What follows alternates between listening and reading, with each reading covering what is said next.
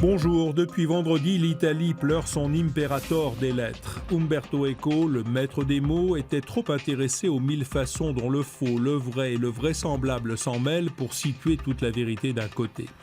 Et en une de Libé, l'homme aux 5000 vies semble se demander si Trump, le gros bête qui monte, ne va pas vraisemblablement remporter l'investiture républicaine après son succès en Caroline du Sud.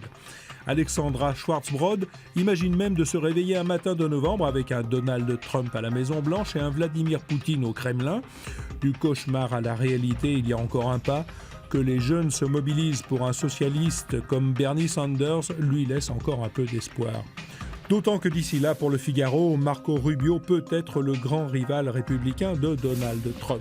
En tout cas, de ce côté-ci de l'Atlantique, les candidats à la primaire à droite assument, unanime, une ligne libérale décomplexée quasi américaine, avec la promesse d'alléger les contraintes qui pèsent sur les entreprises et de supprimer 35 heures ISF. Même Henri Guénaud est frappé par cette course à l'échalote pour savoir lequel sera le plus thatcherien, le plus schröderien, le plus ultralibéral. Primaire à droite, rêve de primaire à gauche, Pierre Laurent y croit, le leader du PC qui ne veut pas aller à la présidentielle comme on va à l'abattoir, propose une plateforme commune en préalable à une primaire de la gauche. Il demande donc aussi à Jean-Luc Mélenchon de revenir sur sa décision de faire cavalier seul en étant candidat.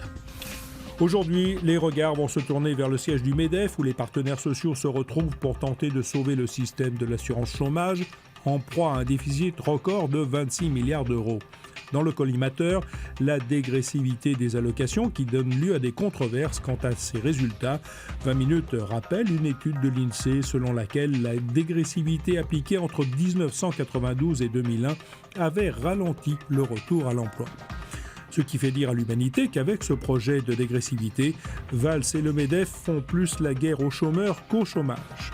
Alors comment réformer l'assurance chômage ? La Croix ouvre une piste en évoquant l'idée avancée par le Conseil d'analyse économique, mettre en place une assurance chômage européenne qui interviendrait uniquement en cas de choc économique de grande ampleur. Une sorte de pot commun qui servirait à allonger la durée d'indemnisation des chômeurs dans un pays gravement touché, qui rembourserait les sommes à la sortie de la crise, à méditer. Pas sûr que David Cameron voit cela d'un bon œil, pas plus que son interpellation par Jude Law, venu soutenir hier à Calais les associations d'aide aux migrants. L'acteur britannique, choqué par la situation des enfants dans la jungle de Calais, a demandé à son Premier ministre d'accueillir sur son sol les mineurs isolés qui ont de la famille en Grande-Bretagne. On verra s'il sera entendu. Bonne journée à tous.